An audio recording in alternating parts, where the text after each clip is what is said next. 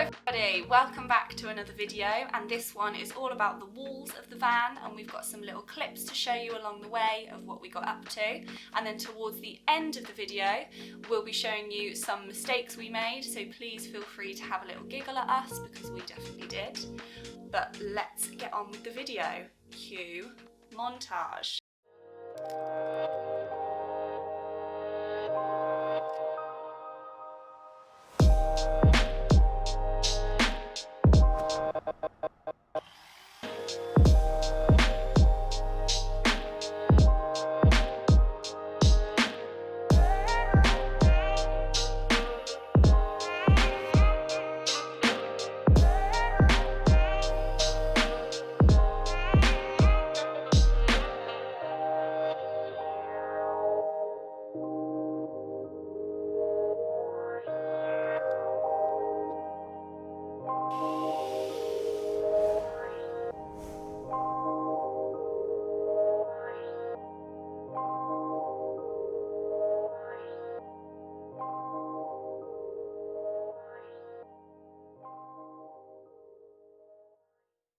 Hope you enjoyed that little montage there.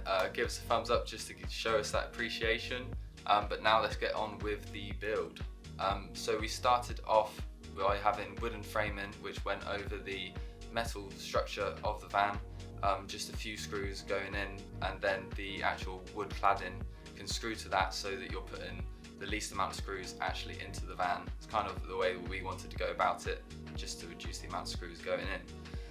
Then there was the insulation between each section on the roof and on the sides.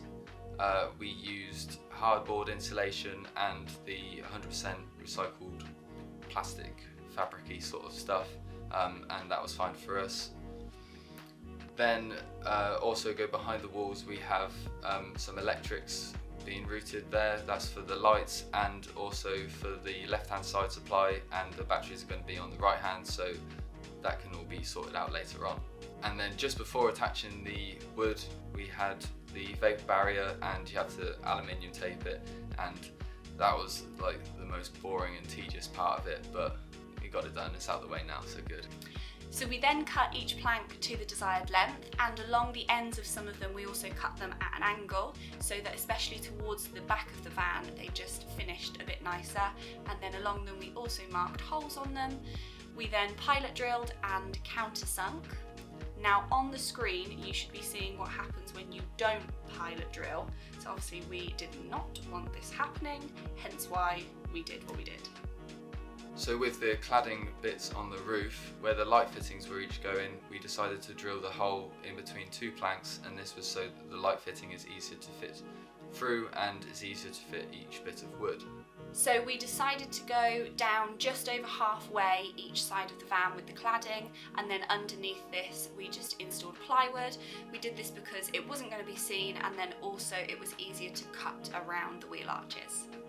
Now it's been jumping between me and Holly speaking about this. Now we're just going to talk through some of the mistakes we made and how you can avoid them. Hope you can laugh at them as much as we have, and they're always going to be there, but they are just character building for the van. So the first mistake that we found was there was a couple of cracks when we were assembling. This was because the alignment of the cladding when we were putting it on and then slotting them together was tight. We should have paid a little more attention to the design of the framework to prevent this. So to solve this problem, we are going to just fill them with some wood filler. Also, if we had paid a little bit more attention to the design of the framework, it would have meant that we wouldn't have had to put some wedges along some of the curve, and then on the other side we did exactly the same, but we just doubled up some of the cladding. So another mistake, as I said before, we'd cut some of the cladding to angles to follow the curvature of the back of the van.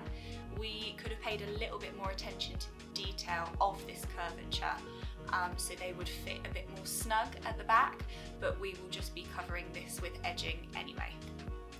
And then still to do on the van, there is a hole just behind the driver's seat in the ceiling, and this is so that cables can come through, and this is for the solar panel and an LED bar.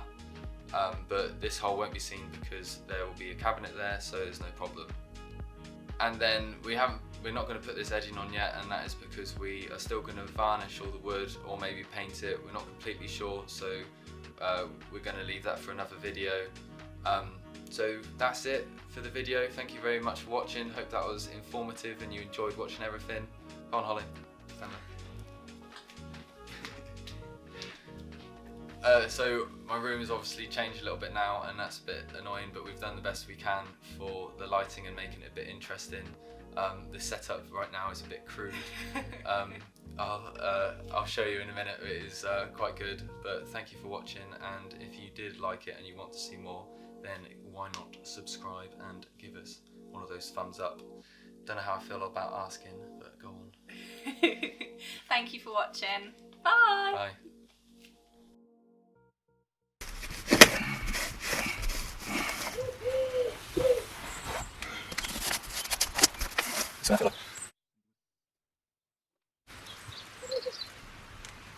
It's gonna fall.